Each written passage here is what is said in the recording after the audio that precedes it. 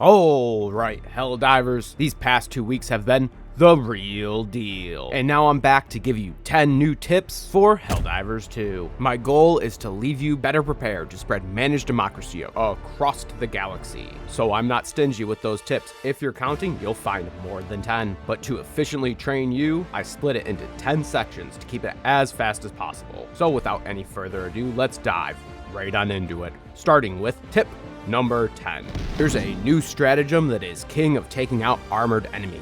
You start the game with the Orbital Precision Strike, but with its new buffs, it reaches targets from your Super Destroyer 2 seconds earlier. That's not even the only buff it got. That payload is ready to deliver 10 seconds sooner. If you can aim with it, you'll be taking out more big bugs than you would with the Orbital Rail Cannon, and you'll need that to deal with the enemy coming in tip number 9. Behemoth Chargers used to be a rare occurrence. They used to only spawn to guard spaceports on the emergency evacuation missions, but now they are all over the place on Helldive difficulty. Not only do they have more armor, but they appear to be more agile. Even if this is my mind playing tricks on me, there's an easy way to play Matador with one. Their weak point is their legs, and not just because it has the least amount of hit points out of all of their lethal body parts, but they are also points where you want to aim past to dodge. They cannot turn on a dime, so you'll want to use this to defend democracy. Another fatal flaw in their bug biology is if you are perfect with your timing, you can dive underneath their torso and between their legs, and if you can dodge a wrench, you can dodge a bug. However, tip number 8 is going to give you that competitive edge that you'll need to be at peak performance for Super Earth. 9 out of 10 doctors agree that stims are non-addictive. Yet, you may feel a need to stab yourself with that sweet freedom juice every time you get an injury. Nevertheless, there's a new type of stim on the market. They triple your speed. So, you'll want to rethink how you use them. They also reduce incoming damage. So you'll want to keep an injury until you are about to engage the enemy, pop that stim, and ruin their day. But if you can't pull out of there fast enough, tip number 7 will help you with that tactical retreat. The bugs will relentlessly assault your position, and it is only a matter of time before you get overwhelmed. When you pull back, or you see a fellow Helldiver running away in an oh shit moment, use the Napalm Impact Grenade to create a wall of fire. The enemies of managed democracy will throw themselves into the pyre. You can also cover the retreat with a flamethrower,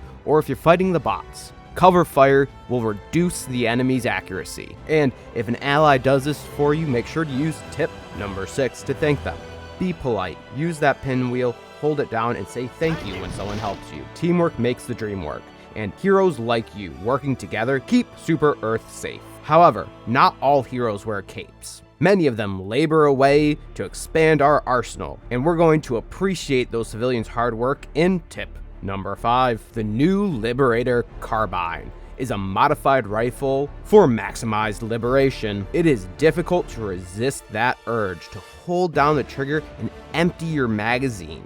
Yet, those citizens that produce our ammunitions work hard. We should not let their efforts go to waste. Switch on over to burst mode for a more efficient distribution of liberty to those who oppose managed democracy. Yet there is a tool in our arsenal that is incredibly efficient and versatile, and it is coming in tip number 4. The Blitzer is my favorite primary for fighting the Terminids at the moment. The obvious benefit of bringing it is that you do not have to worry about the ammo in your primary weapon, but it is also the best tool for crowd control. You can lash out at the hordes to stop them in their tracks, and you can even stun lock a brood commander. The best part is that even if you hit a teammate with it, it doesn't even do a lot of damage to them. They might not even notice. Well, they do get knocked off their feet, so maybe they'll notice, but they won't be as oblivious as the enemies coming in tip number 3. Stealth is our most powerful weapon, and many of the bugs use pheromones to communicate. Because of this, it can be incredibly hard to sneak past them. They can smell patriotism hundreds of feet away. Some of them will even sneak after you. But there is one that is completely clueless to your presence. Bile Titans have very poor vision.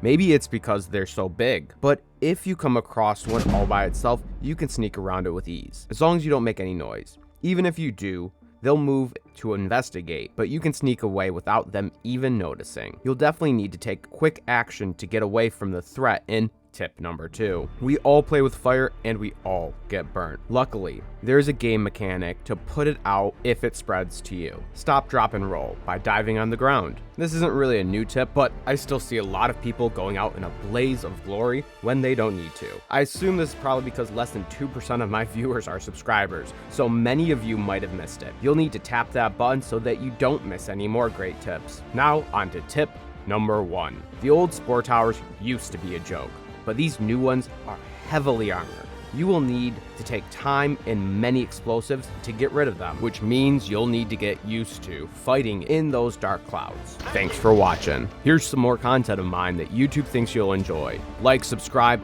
all the things I'm supposed to say, but mostly I just hope that you have a wonderful day.